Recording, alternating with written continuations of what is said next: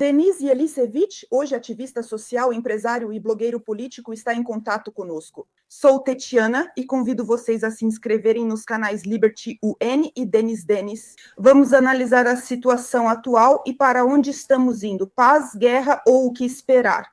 Essa é a situação. Trump ligou 2 vezes para Zelensky. Estou curiosa sobre a sua opinião. Por que ele ligou para ele? E Zelensky vai para lá em breve. Na nossa mídia, foi publicado que supostamente haverá algum acordo para pressionar a Federação Russa e, ao mesmo tempo, a Ucrânia receberá Tomahawk.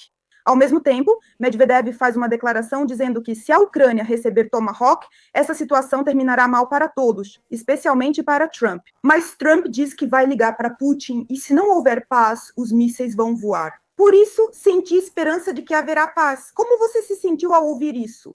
Mas hoje mesmo, a ótima Ishelta Faim vai publicar um artigo dizendo que, se os Tomahawks forem dados à Ucrânia, serão de 20 a 50 mísseis. E, ao todo, os Estados Unidos têm mais de 4.000 mísseis disponíveis. Então, por que exatamente Zelensky está indo até Trump? O que vai acontecer lá e como isso vai impactar a Ucrânia?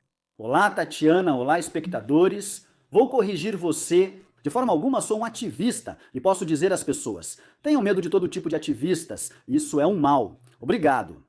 Essas pessoas só causarão prejuízo para você e para a Ucrânia. Sobre a sua pergunta, bem, obviamente, a conversa de Zelensky com Trump foi, em primeiro lugar, sobre os Tomahawks e, em segundo lugar, sobre tudo o que está acontecendo, inclusive questões políticas. Politicamente, aconteceu uma cúpula, como você sabe, em Sharm el-Sheikh ontem, muito importante, com praticamente todos os principais líderes mundiais presentes. Sim, quanto aos números, você falou corretamente. Sobre os Tomahawks, como eu disse antes, eu não acredito nessa história. Dizem que amanhã haverá anúncio especial, mas acho que o Oates ou alguém fará isso nos Estados Unidos. E todos dizem que vão dar Tomahawks, que vão dar e que atacaram com Tomahawks. É uma grande diferença e uma grande distância. A única coisa que eu quero é o fim da guerra. E é só por isso que eu torço e é só com isso que eu me preocupo. Quanto ao resto, vamos ver. Não posso revelar as fontes para você, só posso lançar algo muito interessante. O início ou segunda semana de novembro será politicamente muito interessante.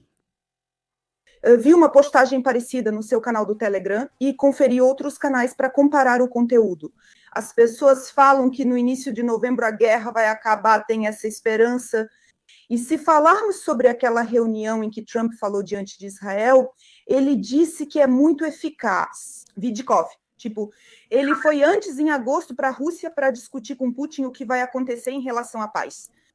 Achavam que a reunião duraria 15, 20 minutos, mas acabou levando 5 horas. Ele é muito eficiente e superou as expectativas. E agora, na Rússia, dizem que é bom que Trump já não esteja mais envolvido com as questões da Palestina. O foco estará na guerra entre Ucrânia e Rússia. Você pessoalmente espera pela paz com o início de novembro? Eu não quero fazer declarações tão ousadas. Só posso dizer que este ano definitivamente haverá uma paralisação, uma redução radical da atividade dos combates na linha de frente. Não estou dizendo que isso será formalizado em documentos, estou falando de fato. Na prática será assim mesmo. Não posso dizer as datas, além daquelas que já mencionei para você. Quanto ao Vitkov, eu falo ou com você ao vivo ou na minha própria transmissão. Disse que, além de ser ótimo que a guerra em Israel acabou, com Gaza. Isso é positivo também para a Ucrânia especificamente, porque realmente tudo vai estar focado em torno da Ucrânia. Claro, Vitkov é um negociador eficaz, extremamente experiente nos negócios, uma pessoa de altíssimo nível como negociador. Às vezes, Trump faz piadas que, como digo, são jogos para enganar os tolos. Trump está 2 níveis acima de todos, assim como Vitkov, e ele brinca com os outros ao chamá-lo assim. Vitkov não entende muito de política? Ele entende de tudo. Lembram da quantidade de posts idiotas? Vitkov traduziu algo errado para o Putin ou entendeu mal a tradução. É assim mesmo. Eu, por exemplo, às vezes vou dar entrevista para Shelest. Ele já me entrevistou 2 vezes seguidas, se não me engano. Dizem que logo vão tirar o Vitkov e eu só observo. Estou aqui e sei de algumas coisas. Ninguém planeja tirar o Vitkov, que é uma pessoa-chave. Jared Kushner é genro do Trump. Fizeram um grande trabalho em Israel e agora Vitkov estará focado na Ucrânia. E eu quero dizer para vocês sobre o general Kelak, que ele foi nomeado representante especial para a Ucrânia. Mas essa função diplomática completa, como alguém que pode se comunicar normalmente com ambos os lados, é justamente o Steve Vitkov. Tocamos em um tema interessante sobre documentos. Antes eu achava que documentos eram algo muito importante. E agora, depois que houve paz entre Hamas e Israel, já não está claro quais documentos devem ser assinados e por quem. Porque Palestina e Israel estavam em guerra, eles tinham um conflito. As garantias de paz foram assinadas por Estados Unidos, Egito, Catar e Turquia. E eu fico curiosa, até que ponto todas as pessoas já tinham combinado entre si sobre o acordo, como seria a paz e quanto tempo duraria. Desde então, continuaram matando pessoas dos dois lados. Veja, Tatiana, os documentos foram assinados por outros países, pois quem nos assina são os jogadores. Sim, foi aprovado com o Hamas, que aceitou até condições excelentes, como o desarmamento. Imagine só, legendas feitas por Dr. Zoc. Vamos focar nesse evento, digamos assim, em torno de outro.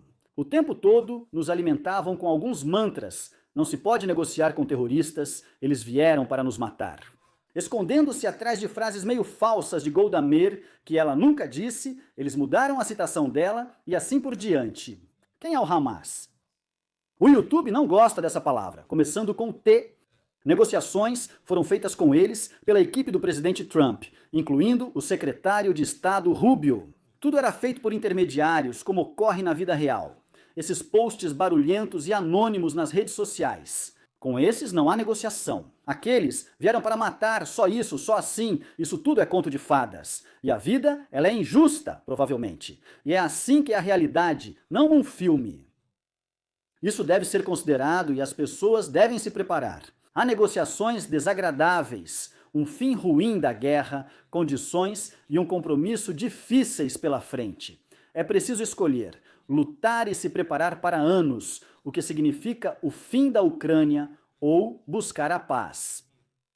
Claro, não por um preço muito agradável, e já não pode mais haver um preço agradável. Um enorme número de pessoas morreu. Os números não são revelados. Se soubessem os reais, todos enlouqueceriam.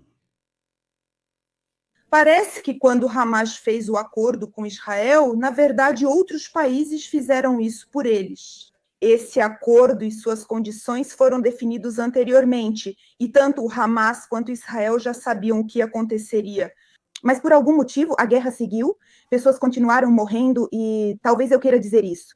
Então, quando Vitkov foi falar com Putin, eles já tinham chegado a um acordo e sabiam em quais condições terminaria também a nossa guerra, mas ela continua. Agora as pessoas estão morrendo.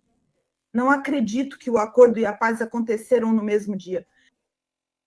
Claro que não. Tudo foi combinado antes e há preocupação para que nada seja estragado. É exatamente por isso que mediadores sérios são envolvidos, como se tudo isso fosse construído sobre garantias. Só na palavra. E você confia ou não confia em alguma palavra? Envolvem-se partes sérias, pessoas sérias. E é assim que isso vai funcionar. Mais ou menos assim vai funcionar também em relação à Ucrânia. Outra questão: quem é Putin e como ele age? Ele vai sugar todo o seu sangue e acabar com seus nervos. Hoje ele concorda, amanhã eu. E assim seguimos e por aí vai. Sobre Zelensky, infelizmente, as pessoas aqui também foram enganadas.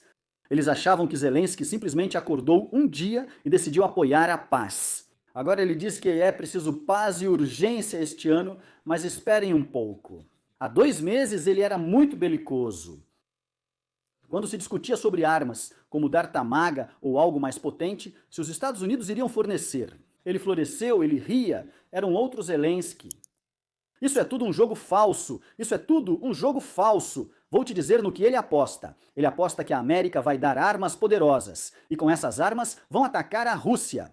E começa uma nova rodada de escalada do conflito, e a escalada do conflito significa a continuação prolongada da guerra. E é como se a América já tivesse te dado, mas agora não vai te abandonar, não vai deixar a Ucrânia perder.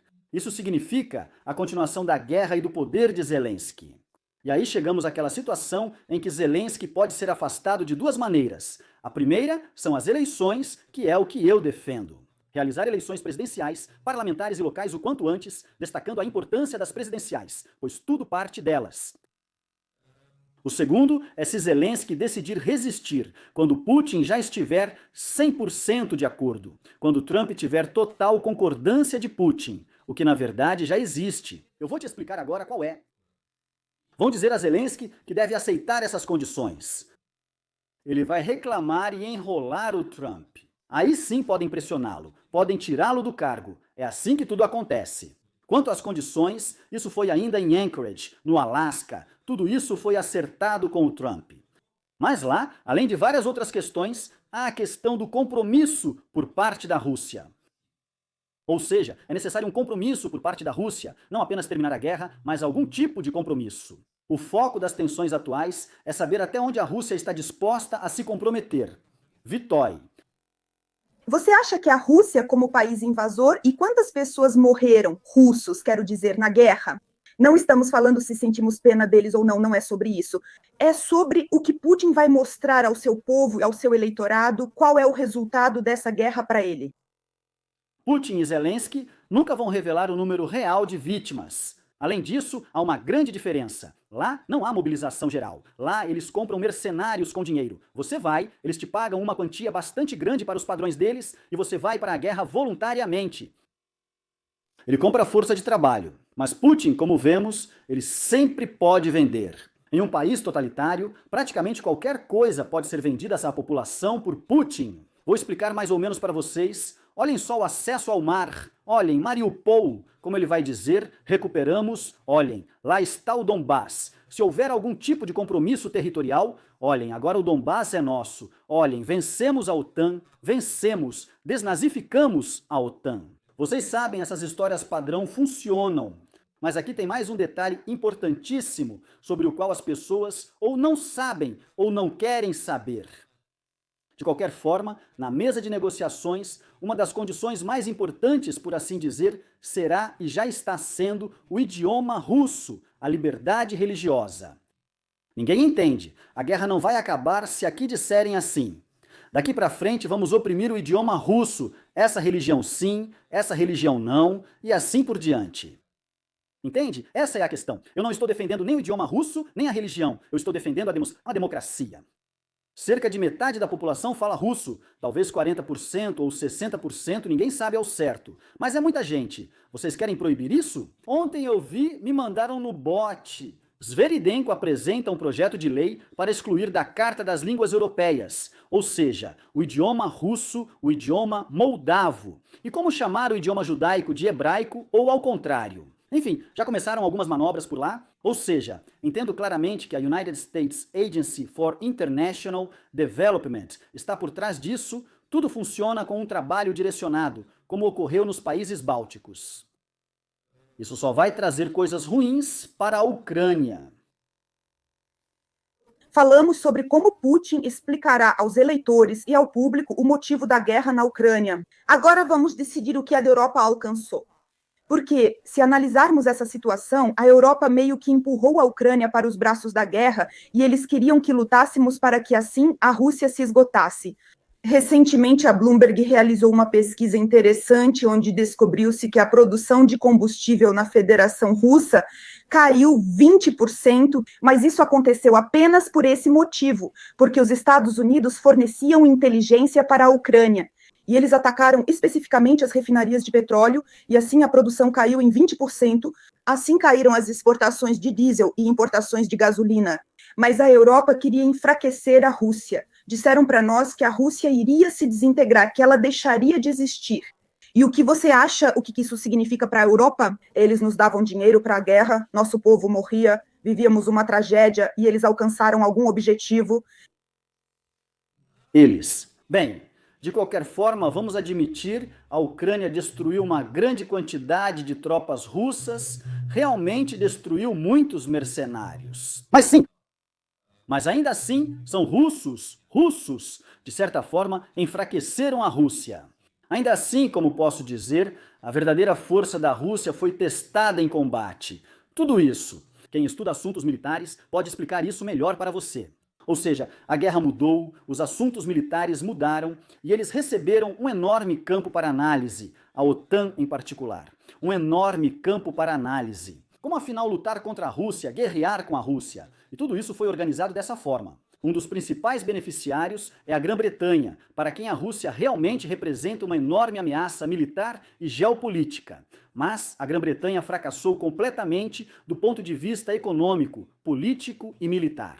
Ou seja, este é um país que já foi uma superpotência e se tornou um Estado comum. Mas os serviços secretos ainda agem como se fossem uma superpotência britânica. E, na verdade, eles não hesitam em resolver suas questões pessoais. Não queremos o mal ao Reino Unido, mas eles preferem resolver problemas pessoais às custas de países como o nosso, como a Ucrânia. Sou totalmente contra isso. É interessante. Por que o centro da democracia do mundo se comporta assim? E então, como eles vão agir com Putin depois que a guerra acabar? Porque agora vemos essa situação em que eles queriam enfraquecer Putin e mais adiante a hipocrisia e vão fingir que não queriam isso. Minha casa fica à margem. E como você vê a posição deles? Veja, eles têm mais uma vitória. Talvez seja muito cínico chamar isso de bônus para a Europa. Eles reuniram muitos do nosso povo, então todos agora lutam pelas pessoas. Nosso povo não é como certos migrantes, sem citar de onde. Essas pessoas, em comparação, são super educadas. São pessoas de cultura semelhante, são pessoas praticamente da mesma religião. E tudo isso é muito importante. E a Europa recebeu um grande influxo de força de trabalho. No caso da Polônia, ela recebeu investimentos fantásticos, pessoas fantásticas, e deu um salto fantástico. Portanto, o que a Europa vai constatar é que ela vai continuar se armando, isso é certo, vai continuar se armando. Temo que com a esquerda no poder, continuará comprando energia do Putin e o fortalecendo. No geral, enquanto a Europa não for de direita, como já falamos, não espero nada de bom. Mas vemos que sob Macron a situação ficou muito instável. Ficou realmente muito instável sob Macron e não só. Por isso olho para o futuro com otimismo. Sob Macron, realmente houve uma situação mais relacionada às suas divergências com o Parlamento. Hoje, pouco antes do programa, ele disse que dissolverá o Parlamento se não votarem corretamente e formará outro. Tudo bem, vamos ver isso. Tudo bem. Eu só estou convencido sobre Macron, sobre a França. O cronômetro regressivo começou e no próximo ano a direita assumirá o poder clássico. Outro ponto interessante, já comentamos que os ucranianos podem acabar morando na Europa, mas ontem, literalmente, houve uma declaração do conselheiro do gabinete do presidente, de sua própria boca, dizendo que é preciso trazer migrantes para a Ucrânia. E agora teremos uma comunidade multicultural, as pessoas vão falar diferentes idiomas, porque elas terão que fazer o trabalho. São esperados cerca de 10 milhões de migrantes na Ucrânia. Então fica a questão, por que nosso povo morre hoje? Porque aqueles na guerra queriam construir um país para si e seus filhos com valores democráticos para viver e se desenvolver. Agora estão morrendo e vão trazer pessoas de Bangladesh e Índia para a Ucrânia? Ou como será isso? Tetiana, esse tema é muito importante e daria para 3 programas de 1h30. Por isso vou te dizer rapidamente. Ihor Kolomoisky já chamou Milovanov, autor dessa frase, de idiota. Concordo totalmente. Milovanov é um idiota. Porque uma pessoa normal não vai trabalhar de forma que o país perca pessoas, ucranianos, que hoje poderiam ser 40 a 45 milhões na Ucrânia. Eles levam a situação ao ponto em que ele diz: vão restar 10 ou 15, ou nós vamos restar 10 ou 15 e vamos trazer migrantes. Isso é uma loucura. Milovanov, todos esses anos, de uma forma ou de outra, está no poder, ele ocupa uma posição séria, ele tem acesso a decisões reais, acesso a pessoas com quem se pode trabalhar. Milovanov faz isso, sussurra o que fazer, e isso só acontece na Ucrânia. Talvez, quando você levou tudo a uma catástrofe, depois você constata isso e anuncia uma decisão terrível. É assim, alguém vai ao hospital, o médico erra, corta a mão ou perna da pessoa e depois diz: vamos colocar um bom curativo e te dar remédio. Entende? Isso é simplesmente uma loucura. E pessoas como Milovanov, elas devem ter um futuro terrível. E as pessoas precisam entender de onde isso vem. Não é como se Timofei Milovanov simplesmente sentasse em algum lugar, ou fosse convidado para algum lugar. Timofei Milovanov é um indicado do Saraziat Pinchushat. Eles querem comprar a Academia Kiev Mogyliana. Eles abriram a chamada Escola de Economia de Kiev. Aliás, essa Escola de Economia de Kiev sempre age assim e forma os mesmos idiotas. É uma incubadora inteira, controlada pela esquerda radical, que traz essa ideologia e quer implementar os planos dos globalistas na Ucrânia. Que não veem a Ucrânia como um país de sucesso, que não nos veem como pessoas normais. Para eles é como um lixão onde colocam parte do próprio povo e alguns migrantes. Algo assim, sabe? Entre a Rússia, um espaço qualquer entre nós, e a Rússia. Discordo totalmente disso. A Ucrânia pode ser um grande país, mas mostrar desrespeito com o nosso povo é inaceitável, independentemente de erros políticos nas eleições. Obrigado. Isso é categoricamente inaceitável e as pessoas precisam prestar atenção a isso. Se Pinchuk e esse grupo comprarem a Academia de Kiev Mogylianskaya, será terrível. Foi o que ocorreu aqui, de modo diferente, com Harvard nos Estados Unidos da América e outras universidades que já foram de ponta. Ou seja, lá iniciaram a doutrinação das pessoas com uma agenda específica. Esses protestos pró-Palestina aconteceram lá, foi de lá que tudo isso começou, entende? Ou seja, aonde eu quero chegar? Pessoas com outras leis, ideias e pontos de vista, vivendo e estudando nos Estados Unidos, querem ficar e trazem uma perspectiva diferente. Vamos aplicar essa situação ao nosso país, a Ucrânia. O que vai acontecer depois? Bem, que as pessoas escrevam nos comentários. Alguém mora no Canadá há muitos indianos, que escrevam como é viver com essas pessoas. Obrigado. Que absurdo! Isso já virou comum. Ele falou isso na grande mídia e todos acharam normal. Continuação. Percebo que isso gera insatisfação e me pergunto se há uma forma de trazer os ucranianos de volta do exterior. O nosso canal Liberty UI é sobre liberdades, sobre liberdade de expressão, sobre a liberdade de dizer ou fazer algo. E isso é sobre positividade. Fico curiosa se há algum caminho positivo para trazer os ucranianos de volta para casa, porque eu me lembro que só uma proposta foi feita: criar o Ministério da Unidade. E então, quem o criou foi embora para o exterior. E as crianças da Áustria foram trazidas de volta para cá, a Ucrânia, no mesmo dia, sob bombardeio. Falando grosseiramente, existe ao menos um caminho para as pessoas voltarem para a Ucrânia? Você me pergunta, você quer um? Eu vou te dizer, só existe um. E o único caminho é passar por isso. Já não há mais nada, além de reformas libertárias, que possa ajudar a Ucrânia nesse estado. Mudar totalmente a filosofia e a abordagem de vida é a ideia nacional. Ontem recebi um vídeo de seguidores com uma mulher. Hoje quero descobrir quem ela é. Ela diz que, em princípio, os ucranianos não foram feitos para a felicidade. Sempre existiu essa ideia de que Ucrânia, ucraniano e felicidade são conceitos incompatíveis. O ucraniano é aquele que nasceu para sofrer. Consequentemente, todo o país nasceu para sofrer. Toda a cultura é construída assim. Tudo é voltado para algum tipo de sofrimento.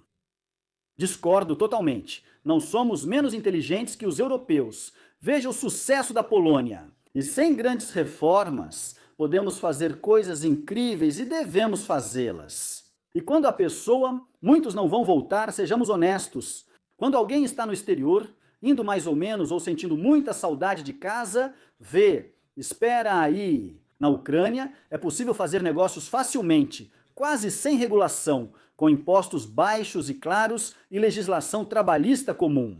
Posso contratar pessoas legalmente. Terei crédito transparente e poderei pegar empréstimos. Com impostos baixos, vou declarar tudo legalmente. Não compensa não pagar impostos. Olha, existe crédito em geral, tem hipoteca também, igual na Europa. Olha, tudo isso são casas em um mercado familiar e ambiente conhecido com seu próprio idioma. A pessoa recolhe e volta para casa. Além disso, se a pessoa assistir a um discurso inspirador do líder da nação, quando mostrarem na televisão, nós vamos fazer, nós seremos grandes, aqui estão as reformas, nós vamos fazer, 1, 2, 3, 4, 5, aqui está a equipe, nós já estamos trabalhando. A pessoa, mês a mês, como na Argentina, acompanha os números e resultados concretos. Só esse é o caminho. Se recomeçar com, as coisas estão ruins, precisamos disso, daquilo. Se apertarem os cintos, como Yatsenyuk dizia, se esses Yatsenyuks voltarem e nacionalistas radicais assumirem o poder militar, acabou. Bom, quem iria para um lugar desses, entende? Pode-se dizer frases bonitas para não se destacar, mas ninguém vai querer morar em um país assim. Se abrirem as fronteiras, todos vão embora, inclusive os que já estão aqui. Obrigada. Ficar na Ucrânia não é fácil, mas muitos permanecem e querem voltar, embora alguns percam a cidadania. Hoje, até 3 pessoas perderam a cidadania da Ucrânia. Serhiy Polonin é um famoso dançarino britânico-russo. Supostamente espalhou narrativas pró-russas, por isso ele entrou nessa categoria. Oleg Tsaryov é ex-deputado do Partido das Regiões e falamos recentemente sobre Trukhanov. Trukhanov também acha que ele é um burocrata, faz pouco por Odessa. Agora, consequentemente, foi apresentada uma petição, as pessoas votaram e Zelensky assinou o respectivo decreto. Depois, as consequências. Ele perdeu a cidadania e, portanto, deixou de atuar como prefeito. Como ele era prefeito e foi eleito pelo povo, então, de acordo com a lei, quem deve assumir o cargo é ou o secretário do Conselho Municipal, Igor Koval, ou a administração militar.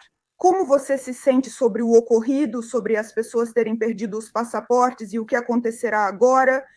Por exemplo, a administração militar pode assumir o poder. Bem, isso, como posso dizer, é o assunto do dia de hoje. O que você acabou de contar agora é o assunto do dia de hoje. Então, sobre esse dançarino eu não sei nada. Que tipo de pessoa é ele? Tsaryov é um canalha e agente da KGB, mas vive na Rússia há muito tempo. Ele contribuiu muito para a desintegração da Ucrânia enquanto estava aqui. Agora, Trukhanov. Já discutimos os prefeitos várias vezes e não sou partidário de nenhum, pois todos são iguais. Todos os prefeitos da Ucrânia podem ser presos, não importa o tamanho da cidade. Essas são todas pessoas ruins e fazem coisas ruins. Bem, vamos dizer 99% para que ninguém fique ofendido. O que está acontecendo é uma usurpação de poder. Se estão tirando Trukhanov, lembrem-se, ele é só o começo, não vai acabar com ele. Veja o que estão incriminando. Vamos analisar o mecanismo. Ele tem passaporte russo?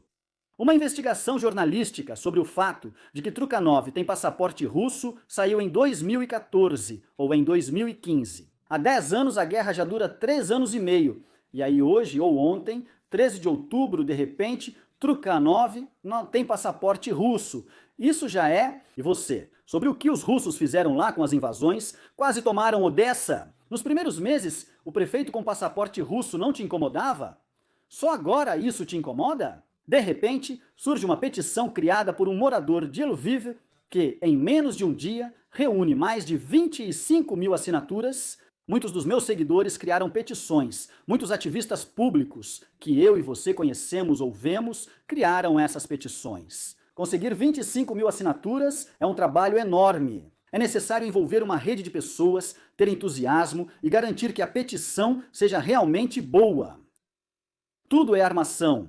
Agora é assim. E depois, Lachin organiza comícios em Odessa.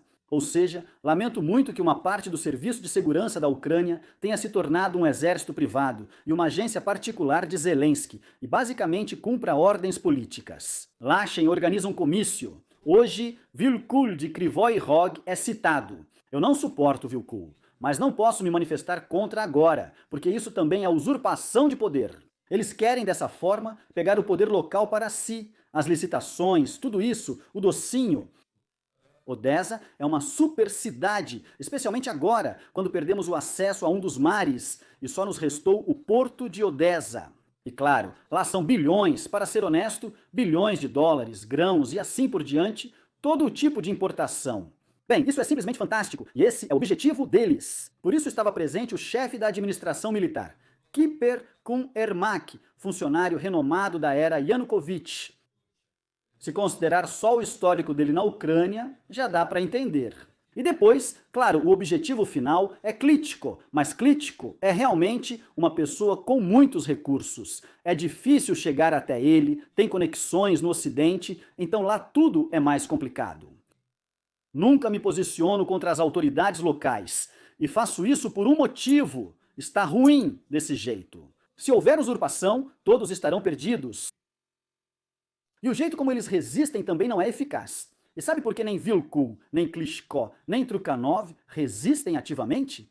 Eles sabem que aqueles são iguais a estes e vão roubar como estes roubam. E não existe nenhum objetivo de reformas, para algum futuro. Para eles, essas cidades são vacas leiteiras, entende? Vacas leiteiras. Isso que dói. Odessa, que já foi Porto Franco sem impostos, estava em construção e todos prosperavam. Até hoje, há muito contrabando lá. Todos sabem que só assim se ganha dinheiro de verdade. Então, por que não criar uma condição bem favorável? Ninguém quer isso. Depois, a administração militar vai estar no comando uma administração militar sob controle de Zelensky. E o que você acha sobre a administração militar? Por que você está mexendo com os militares? Eles vão derrubar todos os monumentos, vão renomear todas as ruas, e esses canalhas que mataram gente lá ainda vão soltar mais 10 desses na rua. E aí Odessa já não é mais Odessa. E aí Odessa já não existe mais. Entende? Da grande cidade, Eu também vejo que nos perfis dos deputados populares há informações de que eles temem que, se acontecer o que você está dizendo, se as administrações militares substituírem os prefeitos de outras cidades, inclusive Odessa, isso de alguma forma vai influenciar as eleições. Assim como se o governo local fosse levar ao poder ou Zaludny ou Budanov, você relaciona esses eventos entre si. Eu ouvi esse boato. Se Trukhanov começasse a interagir com Budanov nos bastidores, como se fosse para apoiar Budanov nas próximas eleições presidenciais. Talvez essa seja a razão.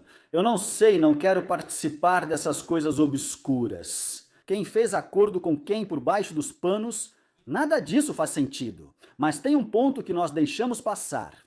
As eleições locais, previstas para 31 de outubro, deveriam ter ocorrido agora. Elas foram canceladas.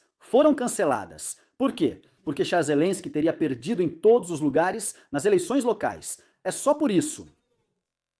Depois esse homem declara a Axios: sou a favor das eleições, não vou me agarrar ao poder.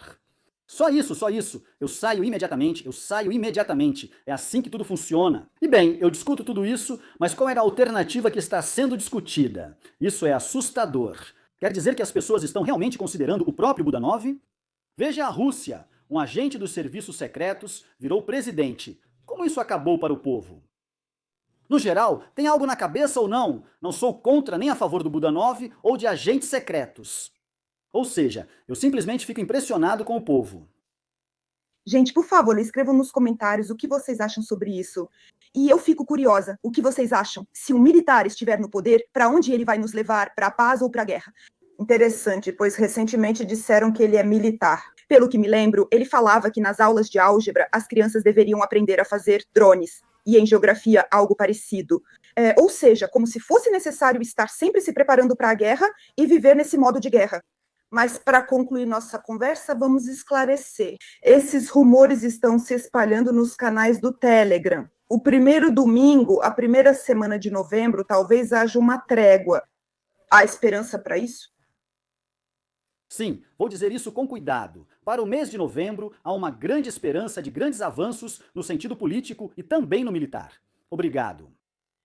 E se admitirmos que existe alguma esperança e que as eleições podem acontecer em breve, quando elas poderiam acontecer? Na sua opinião? Obrigada. Só existe uma oportunidade. Primavera, verão e outono de 2026. É nesse período que isso pode acontecer. Primavera de 2026 é o mais cedo possível. E é justamente nesse momento que as pessoas terão, espero mesmo, essa escolha novamente. Ou vocês chamam os militares, por exemplo, e aqueles que nas aulas de geografia dizem o que as crianças devem aprender. Ou o segundo mundo, reformas, vida futura, ou a Ucrânia como uma grande trincheira banhada em sangue. E assim como hoje, só que pior. E a Europa, Ursula, apesar de dizerem se preocupar conosco, estão confusos e prometem ajudar, mas na verdade cuidam dos próprios interesses enquanto enfrentamos a tragédia. Por isso peço que se inscrevam no Liberty UI e no canal do Denis Yelizevich. Obrigada por estarem conosco, até a próxima. Obrigado.